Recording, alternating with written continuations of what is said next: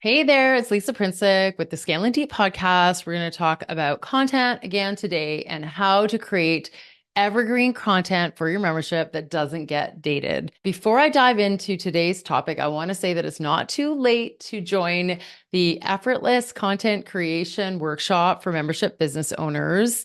For only $27, we are going to spend an hour creating a map of content for your membership, as well as just understanding the whole structure of it, of what you need to include and what you can leave out, and then turn all that into your thriving membership or a revamp plan if you already have an existing membership.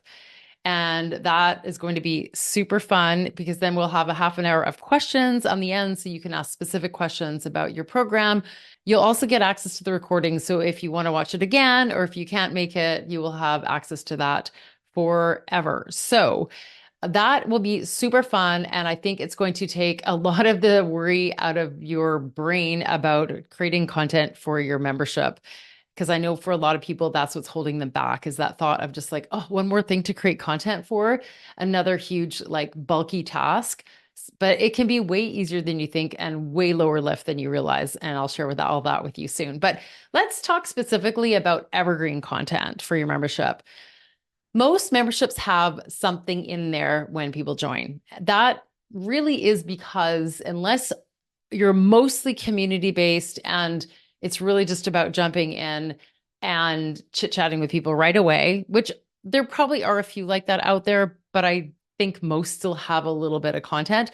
There's usually a bit of a foundation setting piece inside so people can join and read something, watch something, have kind of a starter course. It helps them to get to know you, your approach, your style, your goals for them, your hopes and dreams for them, and then help them kind of get some foundational understanding. And I'm not talking about onboarding, like here's where you find everything and here's how to use it.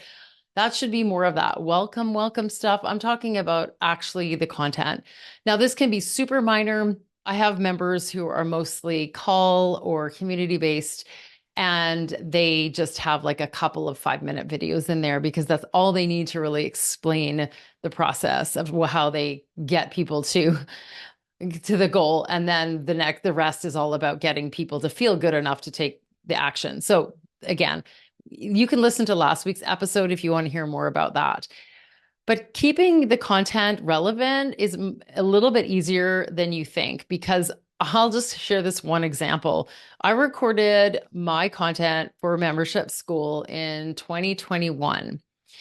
And at the time, I basically took everything that I'd done with all of my one-on-one clients and walked them through a business strategy, offer creation, positioning, sales plan, and all that for their membership program.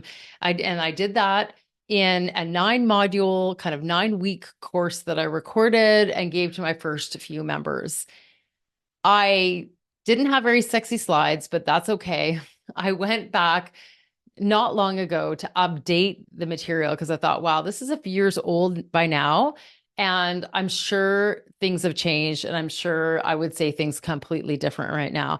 Despite the fact that over the last couple of years, I received so many comments from people who are like, hey, I just went through this module and I found it really useful and I'm super stoked and I already have a membership, or I've been in business for 20 years and I still find this so interesting and you ask me unique questions that I hadn't thought of and help me reframe what I want to do, etc. So I was always pleased to hear that people really like the content. And in fact, it was so basic to me when I created it because I'd done so many business design sessions that I didn't even realize how helpful it was until I got feedback on it.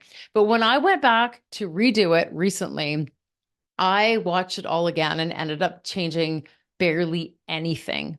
I got new slides, that's for sure, because they were kind of ugly, but I didn't change a lot. And that's because the content was still really strong and really foundational and really essential to create any irresistible offer that can be sold.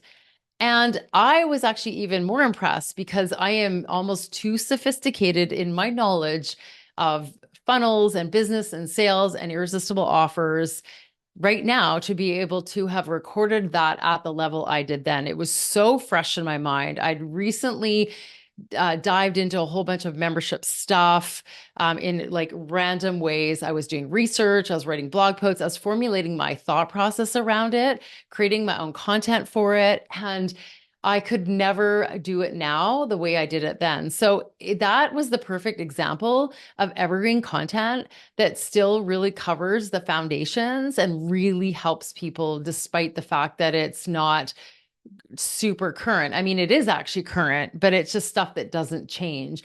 And there will be always that kind of stuff. So that is really foundational stuff to have inside your program. And the beauty of that is that people can join membership school in the middle of the night and get access to that immediately. And it is incredible how valuable it is because I don't have to deliver on that. And some people, that's what they want. They just came for that. They couldn't get their head around how they were going to do their membership or what they were missing, like what wasn't working with the current one. And then they had clarity when they started going through the modules. So that really is what evergreen content does. It solves problems for people over and over again. And again, these problems do not dramatically change those foundational ones over time because they're very, very basic. So an excellent membership site will have whatever that takes to get your members foundational stuff, clear on something, preventing you getting a million questions. So if you're constantly getting the same questions and they're all really basic, that's something you can turn into evergreen content for your membership because it'll save you a lot of time.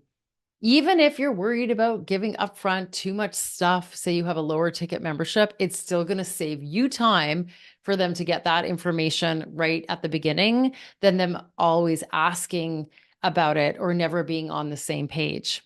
And you want them to have wins right away. So this is a great way to give them an immediate win. So selecting topics for that is something that we're going to talk about inside the upcoming workshop. What is part of that foundational stuff, and then like that need to have, and then what is that nice to have. But other kinds of evergreen content can be just your stores of library and library of calls and library of trainings and coming up with a really great roadmap or template, which I'm also sharing inside my workshop, a copy of it that people can use for their own to link back to the things that you have in there. So you're not always getting this question, which I see all the time when I ask people, what do you want to learn about? And they'll throw out a whole bunch of stuff. And then half of the things that I hear about from people are things that I actually already have trainings on. So that's fun because then I can actually just provide links to it. So having a way to easily guide people towards or link people to quickly is an effective way to build up that library of content as long as it's in categories that make sense for people to focus on. Because say at the time when they first came across it, they didn't need it and now they do.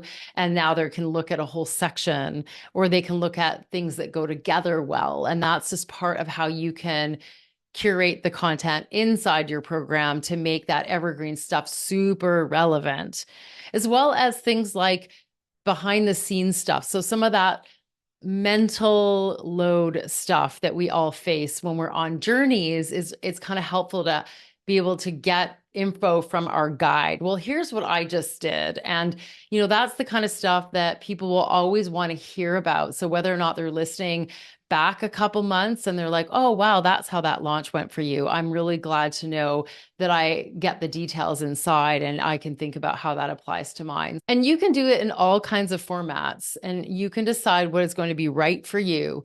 You can have Q&As, you can have calls, you can have guides, you can have roadmaps, you can have short trainings. My favorite inside mine is my private podcast. I think it's because it's the thing I love my coaching calls, but I also just really love sharing things for my members only inside the private podcast because I know how convenient it is to listen to a podcast and how easy it is to create that relationship with people who can't join a call. It's very passive for them and very easy for me. So things like that really help grow a huge amount of content inside your membership, which is why you don't have to worry about creating it all the time. It starts to build up naturally. And then as long as you organize it properly, that's going to make the difference between it just sitting there all this juicy evergreen content and no one using it, and people actually using it and getting value out of it. Okay, so that's just my lowdown on evergreen content today. I have so many more tips, but I'm going to save some of those for my workshop, and I will share more in the next few weeks as well. So if you haven't already signed up, go on over to scalingdeep.com/content, grab the workshop for $27. Come and join us and map out your own membership content plan.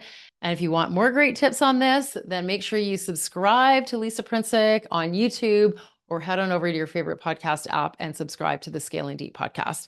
Thanks for being here, and bye for now.